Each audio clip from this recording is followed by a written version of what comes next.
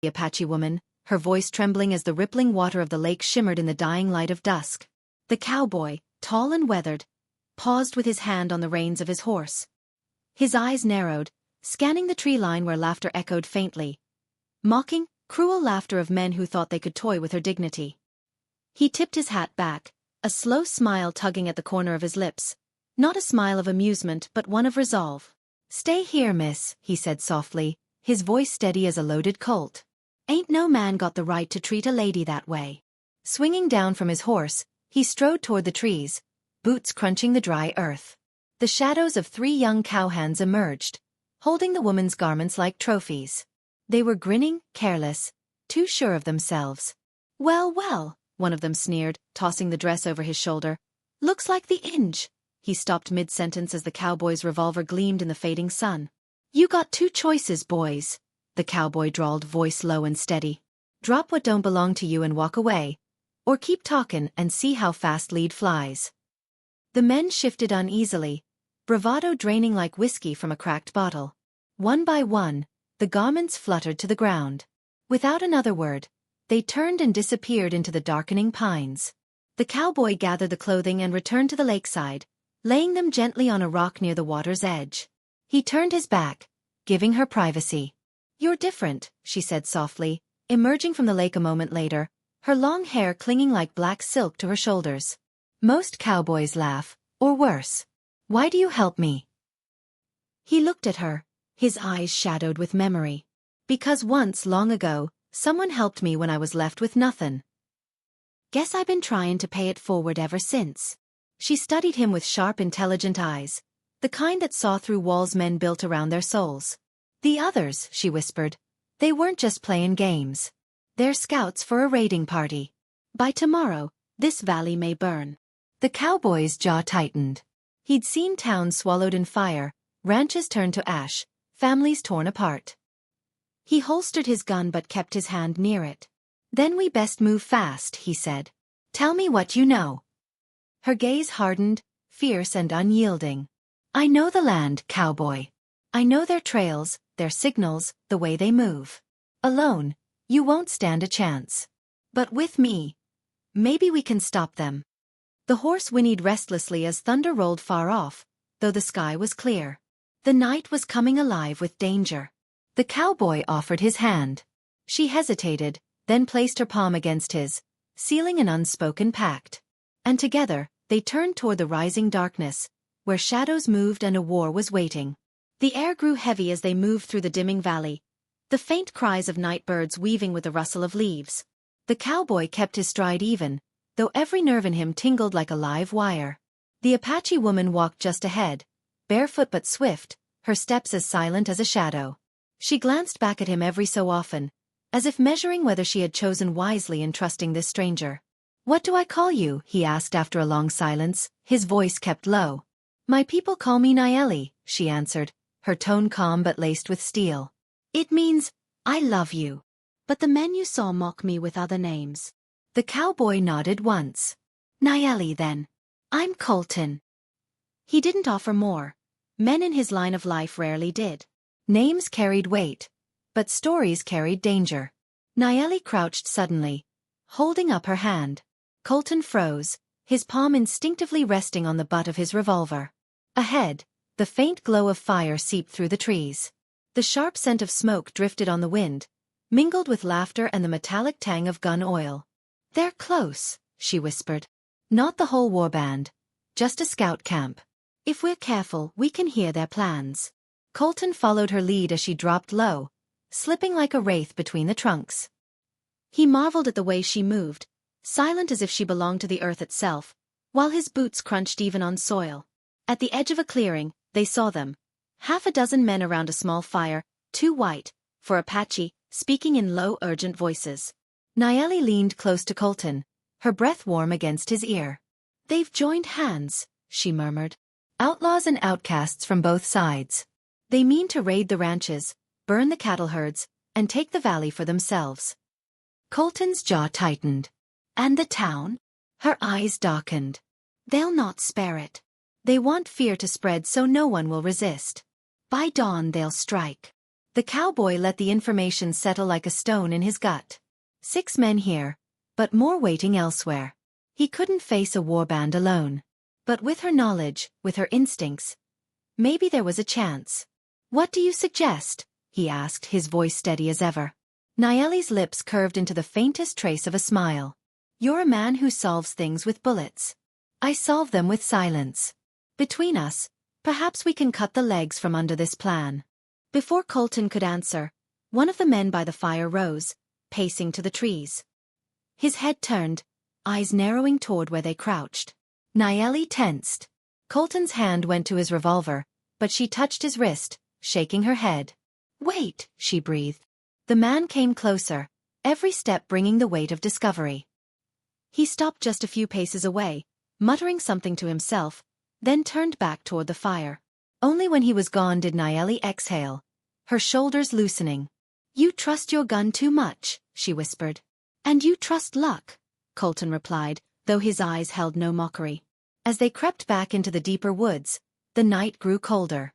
Stars spread across the sky, sharp and countless, and the moon rose pale over the horizon. They found a hollow sheltered by stone where the firelight couldn't reach. Nayeli sat, drawing her knees close, her hair falling like a curtain around her face. "You've ridden with men before," she said quietly, studying him. "I can see it in the way you move. You've known battle." Colton settled beside her, resting his rifle across his knees. "I've seen my share," he said simply. "Too much, maybe. But I never saw sense in fightin' for the sake of blood. There's gotta be something worth protectin'."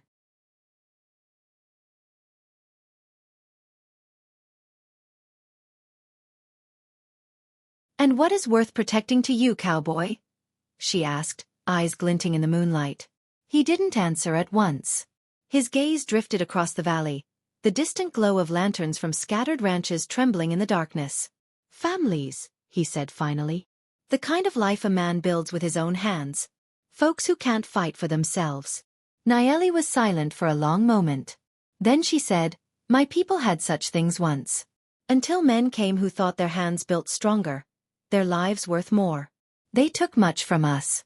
Tonight, those men by the fire, they are not my people. They are broken ones, cast out. But the valley, the ranchers, your town, they are not my enemy either. Blood spilled tomorrow will only make ghosts of us all." Her words cut through him sharper than any blade. He looked at her differently now, not just as a woman who needed saving, but as someone who had already carried burdens heavier than he could fathom. "We need a plan," Colton said, voice low. "If we can scatter their scouts, maybe turn them against each other, they'll break before dawn. You know their ways. Show me where to strike." Nayeli's gaze lifted to the stars, her lips moving silently as if calling on spirits older than the hills themselves. Then she looked back at him, her eyes fierce. "There is a canyon not far from here. Narrow. Treacherous. They'll march through it at first light. If we can block their path, trap them inside, the raid will falter before it begins." Colton's mind ticked with possibilities, weighing odds the way a gambler counts cards. "And what if they break through? Then we make them pay dearly for every step," she said. The fire in her words stirred something in him, something he thought he'd buried long ago, when he rode away from men who fought without cause. Here, in the silence of the wild, with a woman who had lost more than he had ever known, he felt the old hunger again, to stand where it mattered, to fight for something more than himself. He adjusted his hat, leaned back against the stone, and glanced at her. "Sun will be up in a few hours. We best be ready." Nayeli's eyes lingered on him, searching, testing. Then softly she said, "Perhaps fate meant you to ride into this valley tonight, Colton. Perhaps it meant us to meet." The cowboy didn't reply, but in the dim glow of the stars, his expression told her enough. Somewhere in the night, an owl cried, and the valley seemed to hold its breath, waiting for dawn. The first faint light of dawn stretched across the valley, painting the canyon walls in shades of gold and crimson. Colton and Nayeli stood at its rim, the world below cloaked in shadow where the raiding party would soon emerge. The air was sharp with silence, the kind that comes before a storm. Colton adjusted the rifle slung across his shoulder, his jaw set hard as stone, while Nayeli knelt at the edge, pressing her hand to the ground, whispering words in a tongue older than memory. "They will come through here," she said at last, rising to her feet, her dark eyes blazing with certainty. They think it is the fastest path. They do not know the canyon itself can become their grave. Colton studied the terrain. She had chosen well. Steep walls rising on both sides, loose rock and timber clinging precariously to the cliffs above. With the right push, the canyon would choke itself, sealing the path with stone and fury. It would take timing, courage, and more than a little luck. Nayeli touched his arm, her fingers light but sure. When the moment comes, I will signal you. Until then, hold your fire. Let them think the way is clear. The cowboy gave a slow nod, eyes scanning the horizon. Already he could hear it.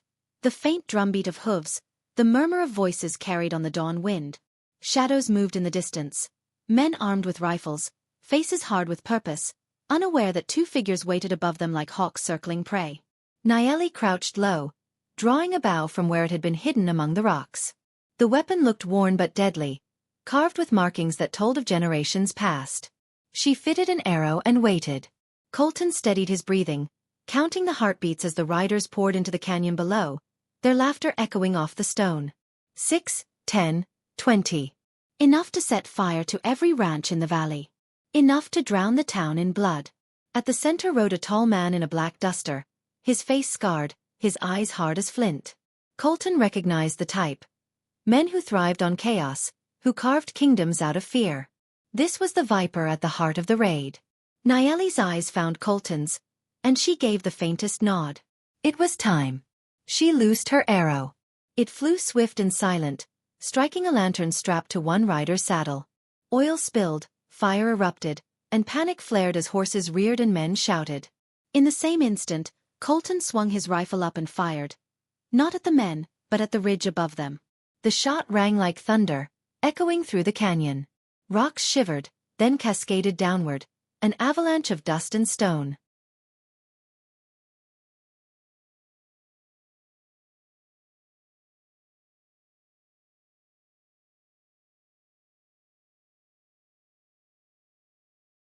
The canyon became chaos. Riders scrambled, some trapped, others crushed beneath falling debris. Horses screamed, men cursed, rifles clattered on stone. Dust filled the air, blinding, choking, scattering the raiders' order into ruin. The leader roared commands, trying to rally them, but another of Nayeli's arrows struck the ground near his horse, sending it into a frenzy. Colton fired again, this time clipping the man's hat clean off, a warning shot close enough to split the morning air. Next one won't miss. Colton's voice thundered from the cliffs, rolling down into the canyon like judgment itself. The raiders faltered. They looked to their leader, but doubt spread like wildfire in their ranks. Trapped, surrounded by falling rock, caught between an unseen enemy above and the crushing weight of nature itself, their courage broke. One by one, they turned, retreating back the way they had come, stumbling over their own chaos. Only the leader remained, glaring up at the cliffs, his hand twitching toward his revolver. He locked eyes with Colton, and for a moment, the world shrank to just the two of them. Rage burned in the man's face, but behind it, a flicker of fear. "You think this is over, cowboy?" he bellowed. "You've only delayed the fire." Colton's rifle stayed steady, his voice like iron. "Then you best remember whose hands turned it back. And pray you never ride this way again." The man spat into the dust, then wheeled his horse and vanished with the last of his men, swallowed by the smoke and ruin. Silence fell heavy over the canyon. The only sound was the crackle of small fires dying in the dirt and the distant cry of hawks overhead. Nayeli lowered her bow, her chest rising and falling with deep, measured breaths.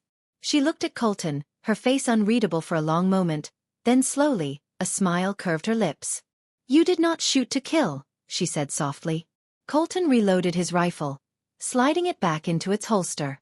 Sometimes, death makes martyrs. Fear makes ghosts. Ghosts travel farther. Her smile deepened, touched with admiration. "You fight like a man who understands both worlds." He tipped his hat, though his eyes softened at her words. "Maybe I'm just a man who's seen enough graves." They stood together at the canyon's edge, watching the sun break free from the horizon, spilling light across the valley. The threat had been turned, the town spared, for now. But Colton knew battles never ended. They just shifted, waiting for another dawn. Nayeli stepped closer, her voice low but steady.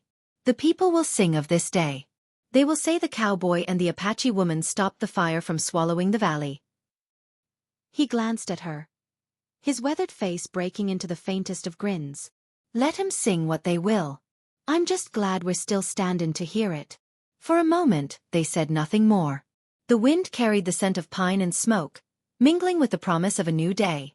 And in that silence, something unspoken bound them tighter than any words could. As the sun climbed higher, Colton swung onto his horse, extending a hand to Nayeli. She hesitated only briefly before taking it, pulling herself up behind him. Together they rode from the canyon, leaving behind the ruins of battle and carrying with them the spark of something greater. An alliance forged in fire, trust, and the quiet strength of two souls who refused to bend to darkness. The valley stretched before them, alive with golden light, as if the earth itself was grateful. And though shadows still lurked beyond the horizon, for this moment, the cowboy and the Apache woman had written a legend. One that would echo across campfires, saloons, and wind-swept prairies long after the dust had settled.